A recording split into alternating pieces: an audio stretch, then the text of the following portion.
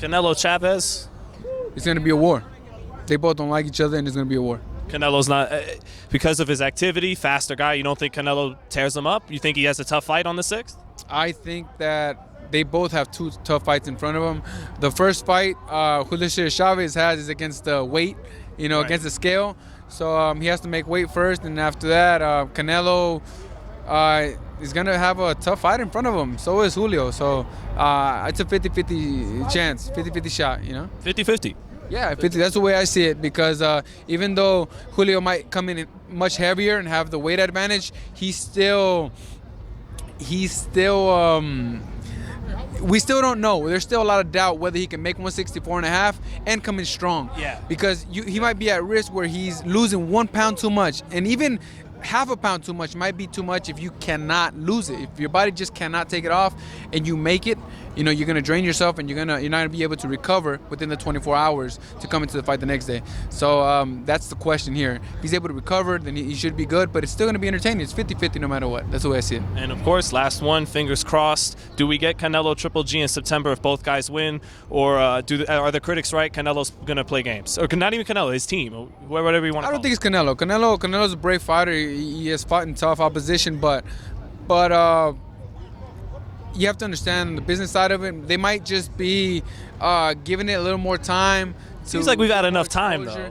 But it could still. I mean, you've gotten enough time with Pacquiao Mayweather. I know. And you still bought it, and you still waited, and you still stayed patient. But we didn't get the great fight at the. Maybe we never would have. Maybe Floyd would have always done what he did, but it would have been nice to get it a couple years earlier. No. It would have been nice for Pacquiao. It wouldn't have been nice for Floyd. But just because it would have been tough, for both fighters. But eventually, Floyd has a master IQ. He was able to take care of business, and all props to him. We still all tuned in. They still made over 100 million Absolutely. each. And I think that both fighters will stay as long as Canelo wins this fight against Chavez Jr. He has a long future ahead of him. So does Triple G if they both continue the way they are going. Well, he is older, Triple G. Triple G's 35, Canelo 20. So the clock's ticking on Triple G. But he seems healthy. He seems that he takes care of his body. He takes care of himself as an athlete. And he should be able to give us another 4 years. You never know in boxing, but just from the looks of it, that's what it looks, right? Right, David? Looks like Triple G can give us. Come in, man. The all access, There's another man. boxing analyst So, here. man, we see you on TV, man. David Levy. He's working with the press today, with media. On media today. And what do you think about the Triple G fight? We need you not to stutter. We need you not to stutter. Because Dana Jacobs is a good friend of mine, but He's friends with all the fighters, man. Yeah, I'm friends with a lot of fighters. Pacquiao. He almost went up with him in his corner, but it's all right. He's still my buddy. How dare you? What is it, man? Why they? No, no. How you get to be buddies with everybody? Boxing. Just because I worked with Mayweather Promotions, and now I still work for Floyd Mayweather now, and so I know Jesse from when Doesn't I was work with interning. Pacquiao. I was kidding. Yeah. So no, it's like complete You did opposite. the recovery thing, right? The cryogenic. Sub-Zero recovery now, so I got a lot of fighters coming in there. But Danny, I know from when he had like only 4 or 5 fights, because that's when I was interning. Is when Jesse was coming up too. Danny Jacobs was coming up, so I only wish the best for him. But he likes to get a little wild and swing sometimes and trade, and I'm hoping that he can stick to a game plan, because if he can box with the way that he punches like a real middleweight, Right.